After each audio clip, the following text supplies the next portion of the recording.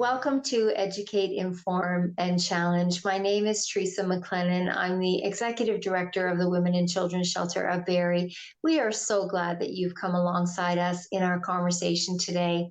As you know, the purpose of our show is to have dialogue and conversation about the lives and experiences of women. We talk about women who've experienced violence, human trafficking, mental health and addiction. We also talk about women in roles of leadership in business, in politics, policing. And we, of course, want to educate our community about the lives and experiences of women. And we want to challenge our thinking so that we can know more and just really support and embrace all women in our community. So thank you for joining us again today. Before we begin, we do want to acknowledge our Indigenous community. We thank you so much for allowing us to have these conversations on these traditional lands and just to really be allies and partners with you and for us to learn and grow in our relationship with you. Again, we thank you. So I am thrilled today to introduce my guest, Ann Marie Dixon. And Ann Marie and I have known each other for several years now. And I view and my experience with Ann Marie is that she is a woman leader in our community. And it is just really great to chat with her today. So welcome, Ann Marie. It's just really nice to see you. Thanks, Teresa. It's my pleasure to join you today. Great. So before we begin, let's just get to know you a little bit more. Talk to us about all the multiple hats that you wear. So I wear a few hats, but like most women, I guess. So professionally, a commercial banker, and also education-wise, MBA. So I worked in commercial banking and for the government for probably over 30 years. So and now I'm semi-retired and doing some other fun things. So yeah, and then, so yeah. So I was just going to continue personally. A wife, a mother, a grandmother, came from a family of three girls, very strong cultural background, strong educational background, and professional experience. Most of the women in my extended family were professionals. So a very, very strong and kind of focused background, and also the mother of two daughters.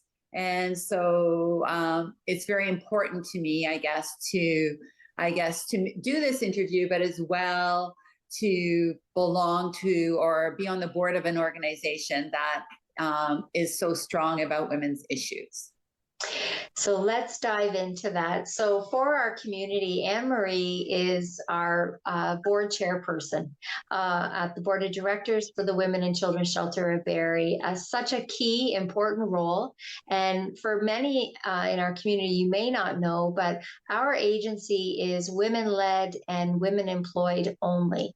We do have a mixture of men and women who are on our board, but Ann Marie has been our board chairperson for several years now. So Ann Marie, why was it important to you to volunteer as a board of director for our agency? Well, I guess when I was looking for a group to join or a way to volunteer my time, women's issues, like I said, based on my background, are very, very important to me. I wanted to set an example for women in my workplace, as well as to my immediate family and to my friends. I have a very strong network of female friends who are very important, very, very important to me, who've been with me through thick and thin. So it was the obvious way for me to go because of that importance and being able to do something. And I guess maybe also because I feel like I've been fortunate in my life, having a family and lots of support and things like that. So it was a way of me giving back to other women. Mm-hmm. And what has been the personal impact for you to be on the board? Like, you give back to our agency so much in your board chair responsibilities, right? Which I'm so grateful for. What has been the impact for you personally being on the board and what it's brought to your life. So I think it's almost immeasurably important to me. It gives me a sense of purpose. It also gives me a sense of giving back and kind of seeing, I guess, being able to see the results of all our efforts. I've been involved in the board for many years, as you pointed out, since 2015. And it's been a pleasure and like a huge opportunity to do that. But over that time, the shelter has grown. We've purchased second stage houses, you're aware, and things like that. So it's been wonderful to see all of that happen and be involved in it. So, I mean, such a satisfying experience. And also, like I said, I feel like I receive more than I give in this case. So, yeah.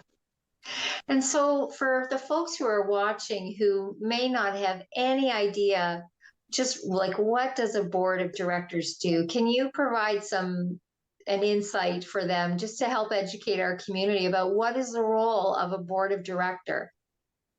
So the board of directors basically provides oversight to an organization. So they're not there to operate, but they're there to provide assistance. I guess they do have responsibilities as far as a duty of care. So to ensure that operations are carried on responsibly, both fiscally and otherwise, right? To provide assistance to the executive director or other staff, to be a liaison, if you want, between the organization and the community and other stakeholders. And I guess the other duty is a duty of loyalty too. So being loyal to the organization and having their best interests at heart. We have a wonderful board of directors. Many of them have been there as long as me, one in particular longer than me. And we're all there because, well, first of all, we enjoy it, obviously, but beyond the enjoyment, it gives us a big sense of satisfaction and fulfillment. So, I mean, our board is now 10 members. You know, again, we've had a fluctuation in the type of board that we've had. We try and get representation from all sectors. We do have mainly women on our board right now, but we've always had men on our board too. Right now we have 2 men, and they provide so much assistance and feedback and things like that. So it's been very beneficial. Our board members come from all different sectors too. So from education and health services, from law, from human resources, financial services. So a very, very wide variety, police services too. So a wide variety of backgrounds, and that's to give the board also some sector experience. So in order to, you know, have feedback from all areas when we're looking at policies and things like that. So. And so when you get such an eclectic group of people from different sectors and you need to make decisions, you know, to move things forward, how does that process look when you've got so many diverse folks sitting at the table? So for our board, I have to say it works very well. But I mean, we certainly discuss all issues. We have committees, which are financial, nominations, governance. And so we have people in all of those areas who kind of help out with certain, obviously, financial aspects, as well as nominations when we're looking at other board members. But we're also very open. I mean, I'm the chair, but I have the same vote as anyone else. So we do try in our monthly board meetings, everything is open for discussion. There's no bad questions, only good questions. So we really try and keep it open and transparent to everybody. And I feel like that's what's worked the best for us. We have, you know, like I said, it is an eclectic group, but a group that always has, I guess, the common goal in mind too. And that's what we try and do. So come up with, the best decisions, lots of discussion, and a lot of success so far, I would say. So Yeah. And, I can share with our community how much I just value the support and the guidance and the leadership of our board of directors under Ann Marie's direction, of course. Our agency has been able to do some incredible things. In my time at the agency, I am so appreciative of having the support of a board that works alongside me. We work together in strategic planning and figuring out what's the next great things that we need, in relation to the sector, in relation to the needs of women and children who come to our agency. So I think that probably can be issues and things that happen in boards from time to time, but I agree with Ann Marie in terms of our board. It is a eclectic, respectful, democratic process that happens in our board, which doesn't happen everywhere. And certainly as the executive director of the agency, I'm incredibly thankful for our board and for Ann Marie. And so we are going to be heading into a commercial, and we're going to circle back and dive in a little bit deeper with Ann Marie about women in roles of leadership. And I really want to talk to Ann Marie as well about what does the board chairperson role look like, because that carries greater responsibility than the other board of directors as well. So we're going to take a short break. Please, our community, stay with us, and we will return with our conversation with Ann Marie in just a couple of minutes. We'll see you soon.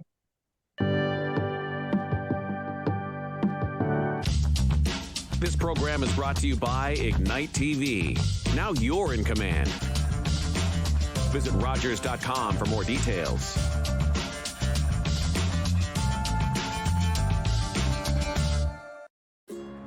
It's closing time, and you stayed out longer than you planned.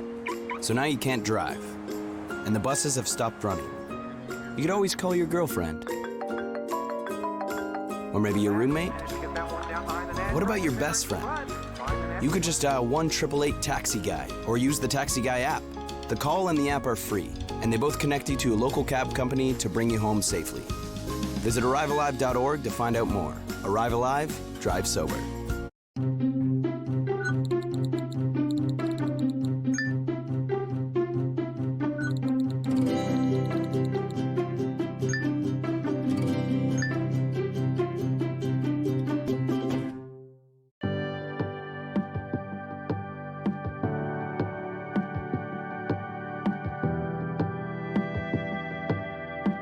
So welcome back to Educate, Inform, and Challenge. We're having a great discussion with Ann Marie Dixon, who is the board chairperson on the board of directors for our agency, the Women and Children's Shelter of Barrie. That was certainly a mouthful to say, but it is such a key, important role. And absolutely thrilled that we are a feminist organization and to have a woman who is our board chairperson. So, Ann Marie, I want to talk about that role in particular. It holds a great deal of responsibility. Can you talk to us and educate us about what does that hold for you as being the board chairperson? So I guess just from a background, as I said, as being the oldest of three daughters, having two daughters, especially in my original career, I was in commercial banking. And when I started in that area, I was one of very few women, very, very, very few women. So I kind of been used to, I guess, came into that feminist role, definitely was encouraged by family, especially my parents and other supportive family to go that way.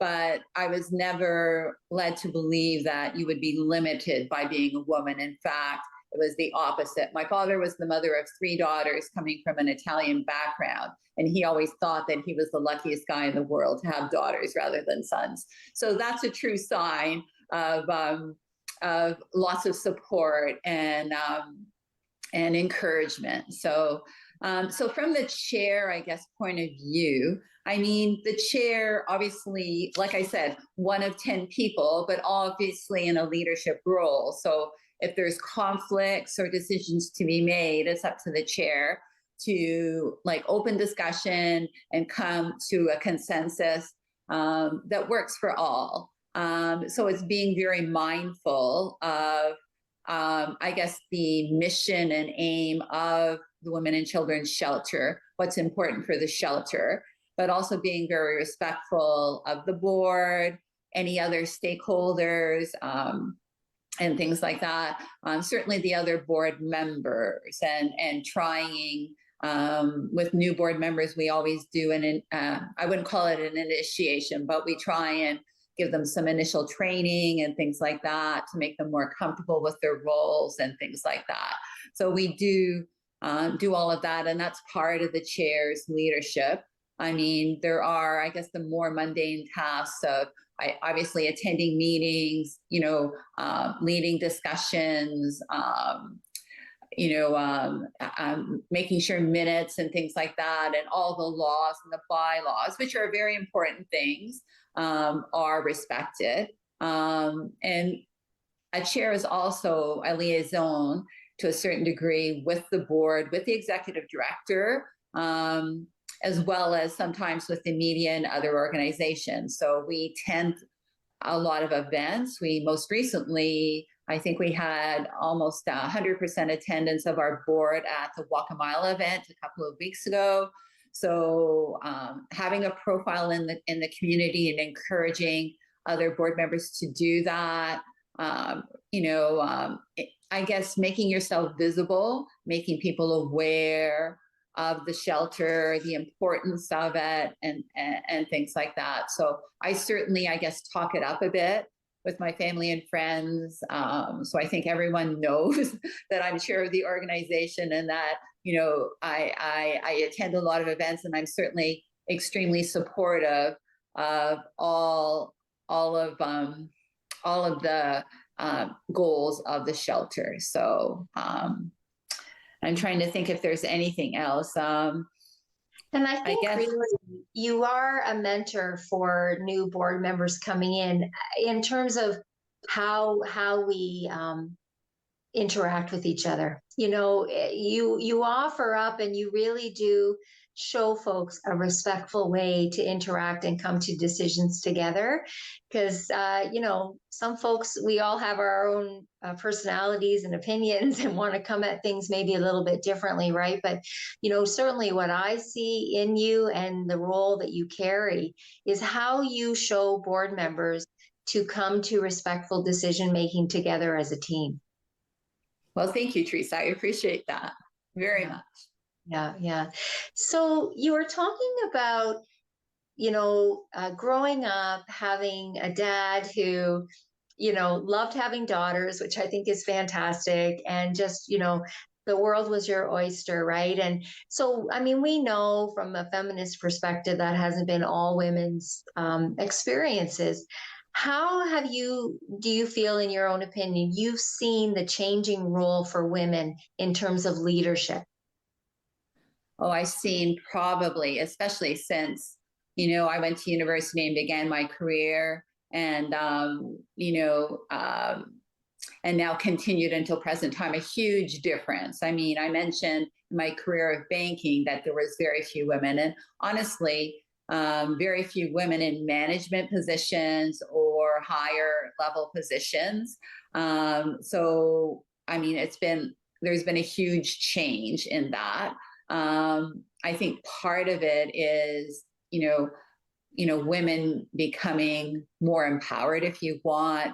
The feminist movement, obviously, although that's certainly been around for a long time, but I mean, willingness of partners to provide that extra assistance. I mean, it's challenging for women to work and maintain a home. And then on top of that, if you want, sit on a board, and get involved in any other extracurricular activities. So you do need to be very organized, have a lot of support, and I guess have the will to do it. I was a single mother for a certain period of time too. And so I know I don't come from an abused background, fortunately, but I do know that end of it, of having to, manage everything on your own for a certain period of time, and how challenging that can be. So I feel, having supportive women in my family, especially a really good support group of friends, I can't underestimate that enough. I have like a wonderful group of friends who've seen me through many crises and also many, many happy events too. So all of that, as well as extremely supportive family, supportive husband, and daughters, and other family members too. So I feel like all of that is good. I mean, I feel like the challenge for women is that still, and I think this is a well-recognized fact, is that domestically they shoulder more of the responsibilities than men. So that when they take on another responsibility, the pie, doesn't get any smaller. It's just maybe a smaller piece that you have for yourself in the end, right? Or, you look at how you want to have that piece for yourself divided, right? Whether being on a board would expand your personal capabilities and also give you a sense of purpose and fulfillment. So that's maybe one of those things, that women can look at. But it is more challenging. I don't think there's any doubt about that. Having said that, of our board of 10, we have 8 women who come from all different backgrounds and who are all, making sacrifices and choosing to be on our board, right? So, as well as 2 men. So times have changed, but I feel like it still is more challenging for women to do those things than, personally, I feel that, than for men. So, yeah. So I also feel like you receive, like I said earlier, you receive more than you give. So it's all good. Yeah. So I wanted to ask you, because again, a woman-led organization, only women employed, majority, 80% women on our board of directors. But what would you say about the importance of men's voices, specifically to the work that we do in ending violence against women? Why is it important that we have men's voices and men's voices on our board of directors? So I guess the first thing is that it's important to have men's voices just to increase their awareness of all the issues, right? Because I don't feel, even the most modern man or empowered man is still limited by what he knows, just like we're all limited by what we know, right? So it increases their awareness, right? And their involvement. So I feel like it's a big asset for us, honestly. And again, one of our male board members has been on the board as long as I have. And he's like a treasured board member who's always willing to help, dig in. He came from, also, if I remember correctly, his background was the opposite of mine. He had 3 or 4 sisters. So he came from the background, but knowing women, being surrounded by women, so wanting to get involved in women's issues, right? And know more about it. So I feel like it's a huge benefit. I feel like we would be out of balance if we didn't. If we didn't have that male voice and vision too, just like I feel like the board has to be well represented in all aspects. So yeah, because we know that women have been using their voices forever to talk about violence they've experienced, right? And it takes men's voices to also say, this is our issue that we need to figure out, and what are we going to do differently? Absolutely. And look at ourselves, as opposed to putting the blame and the shame and the burden on the woman who's experienced abuse.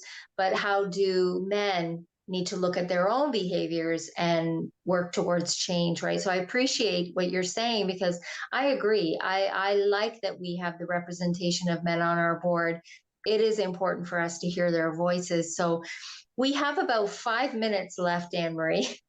The time goes by very, very quickly. So, I think we both share this goal in wanting to have new folks from our community who are interested in joining our board, who may have an interest in coming alongside our agency to end violence against women. So can you give a brief overview of what that might look like if somebody is interested and wants to know more about board involvement? Where should they start and what could they expect? So, I mean, obviously the Women and Children's Shelter has a Facebook page as well as an Instagram page. So we do advertise for board members as well on those sites, as well as our website. They could certainly contact one of the board members. And to be quite honest, a lot of our new members have come from recommendations or from knowing old members. That's how I was recruited. Almost many of us were recruited that way by someone asking us if we had an interest in that. So I would say that, I would say the commitment is probably at the most 10 hours a month, one board meeting a month. And then, there are events that we ask board members to attend and promote, such as our Walk a Mile, our other events in December and March. And there are other fundraising events that we ask board members to attend. A board member would normally belong to one of our committees, which is finance, governance, nominations. We try and really help them with their transition onto the board by giving them lots of information, encouraging any question that they have. And things like that. So, and I would say that generally, like I said earlier, you get more than you receive more than you get. I was getting that backwards. But anyways, so it is a huge benefit. And I would say a minimal commitment. Like, it's not a huge commitment. It is a commitment still. And it's important to feel drawn and feel that like the shelter is a worthy cause and one worth of promoting and also supporting. So Yeah, perfect. And so if there's anyone listening who might be interested and wants to know more, as Ann Marie said, visit our website at barrieshelter.com, and you'll certainly learn a lot more about us. And you'll also see a current photo of all of our board members and who they are on there. That wonderful group, right? And I would also say, if anyone is interested or you have more questions about board involvement, you can certainly start with me, and then I can connect you with, our Ann Marie or another board member. And my email is Teresa, Teresa, at barrieshelter.com. And we also have a posting out on Indeed right now for volunteer board members. So please take a look at that so you can learn more about it. So Ann Marie, what would be the last word that you would like to offer to someone who might be watching right now and have an interest in joining our board? To contact us right away and take a look at us as an organization. And thanks for that, Ann Marie. And thank you for all the work that you've done on our board of directors as the board chairperson. I just value you so much. We will see you again here on Educate, Inform, Challenge. Take care, everyone. Bye-bye.